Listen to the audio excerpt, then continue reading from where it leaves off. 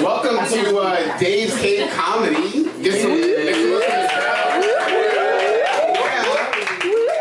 was like, it blew my mind. I was like, it's gonna take you a week to pay me back $10. That's where you at in life right now.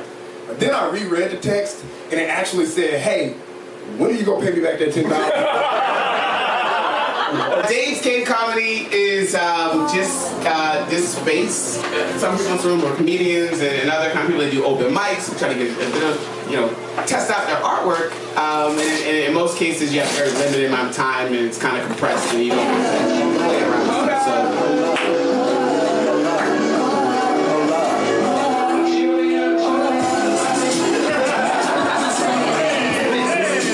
I wanted to create a space. I always feel comfortable in my house. Old Brooklyn, you could get robbed at Broadway Junction. New Brooklyn, you can probably get a churro there. So feel comfortable. I want to just call them artists that are coming up here to perform for you.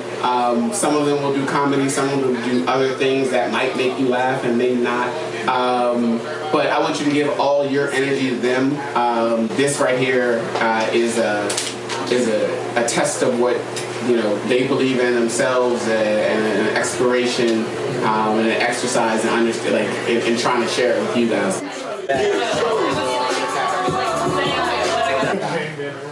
So we're gonna get this night started. I'm gonna try not to be long-winded, but let's make some noise for BA. Show them some love. Show them some love. Angela, make some noise for Angela.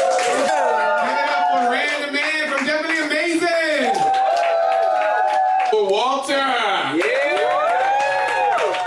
Rich Penn! Woo! I had wrote some jokes to roast Dave because he wanted me to roast him, and he told me not to roast him. I was like, I gotta give you the smoke, bro. I had some pretty good stuff too. I wrote a joke about his voice. He sounded like the grandma I never had.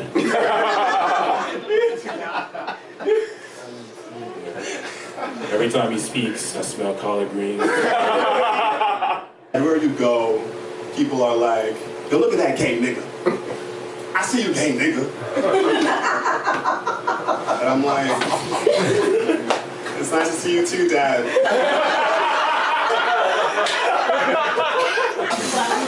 Still in my mom's house. Still 5'5". But give it up for David.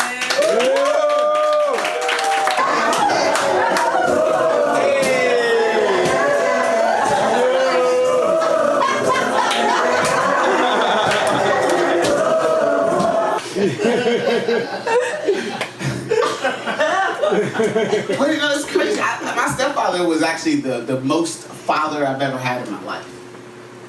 This man who smoked crack, he's like, it's a stunning thing when you're like, is that a crack sizzle? What's that? Who is smoking crack? Don't let the spirit move. You want to clap your hands, you can. You know how sometimes you want to clap and nobody else clap, you're like, yeah. And I love black people so much. I love them so much. She came up and she was like, oh, you just keeping that bracelet on so everybody want to ask what happened to you? That's what black people do. Not what happened to you. So you're just going to walk around like you got an injury. What is it? What happened to you?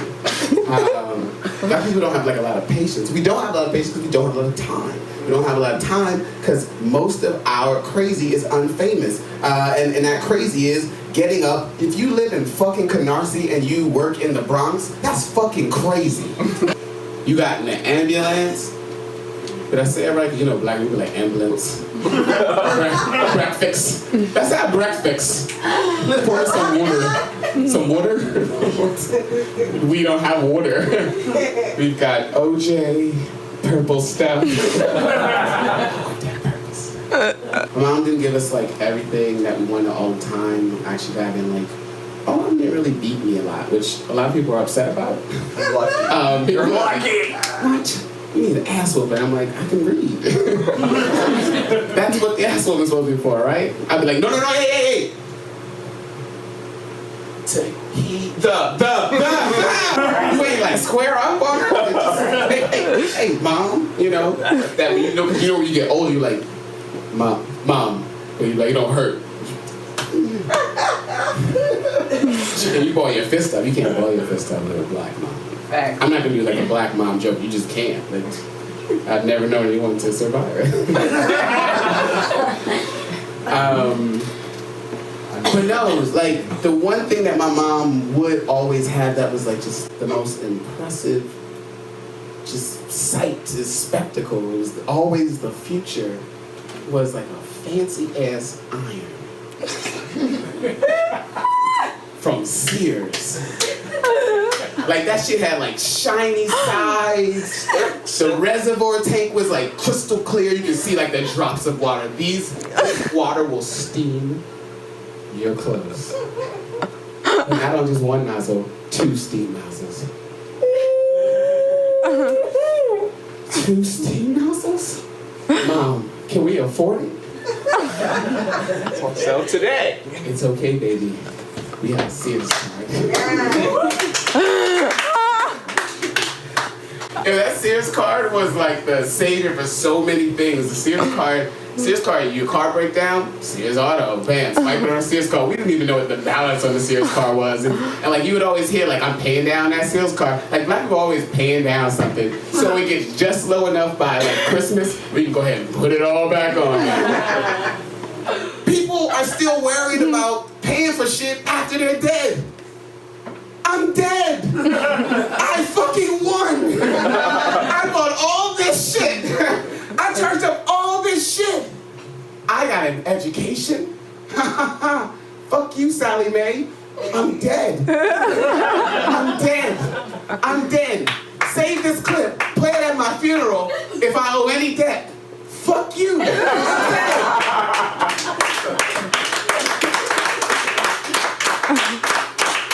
I want to make sure that like I'm maxing out on my unfamous crazy. Because when I'm famous crazy, it's gonna they're gonna just I like my mom is part of the reason why I'm she is the reason why I'm sitting here doing this. You would think having a job, you come to New York and you get a salary and things are going well, you just got married, you're like, Mom, I don't want to do this. I don't want to do this. This makes me die a little bit on the inside. Like I die because I'm unfamous crazy. So I just sit and suffer, and nobody cares. Nobody cares. Like I want to do like crazy things. Like I'm not crazy, but like so I would like to I like to study the obscure in a sense because I feel like it's always left out.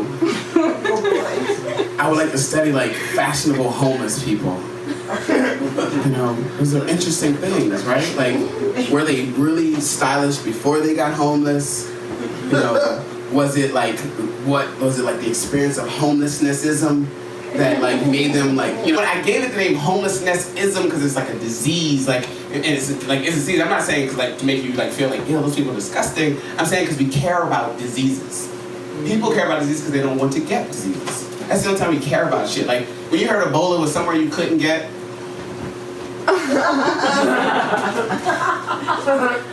When you heard Ebola was somewhere you couldn't get it, you were like, man, I feel left out.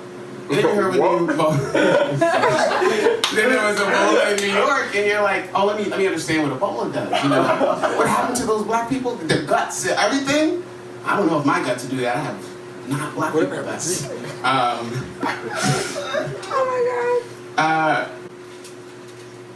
Yeah, we studied homelessness so we can give a fuck. That was the whole point. It was actually the point, like, so we can give a fuck about it. I think we should, like, we walk past homeless people, we don't look them in the face, we don't look them in the eye. It's okay if we don't have money, but see their humanity, see their suffering, see their, like, for any person to ask for anything from anybody, I'm asking for your fucking attention, I'm asking for applause, I'm asking for validation right now. I'm asking that you turn my unfamous crazy into famous crazy. I want you to be like, oh, that nigga ain't that funny, but that nigga's like, he said deep stuff. I want to be like the J. Cole of this shit. I'm weak. Niggas say J. Cole. I don't know if it's a hit, but yeah. For me, 3 is a big number for me. I don't know if I already said this before. If I have, then pretend you heard this one. It's not a joke. It's just about threes. I'm the third. I'm my mother's third child. Her third boy. I was born on the 30th. I'm David J. Hamilton the third, and that's not because my dad didn't name the first two kids after him. That's because they don't have the same dads as me. But surprisingly, my dad, who did have two kids before me, didn't name his first two kids David. He wanted to like know when it was right, you know, kind of like Drake. But like I watched my mom, you know, with these four kids. I have a younger sister. My mom was a school teacher at one point.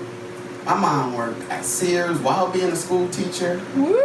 My mom ran her own daycare, but then my mom was going to dental school, and then my mom was taking American Sign Language. I'm like, Mom, what the fuck do you do? Hold on. It's confusing when I go to school. They're like, my parent does, and I'm like, only got one. All right? So I don't know what my dad does, okay? But my mom, this week, they were all like relieved that I would just go out here and try this thing. So I'm trying to make them all proud. I thank you guys for coming out. You guys are beautiful. Thank you so much for yourselves.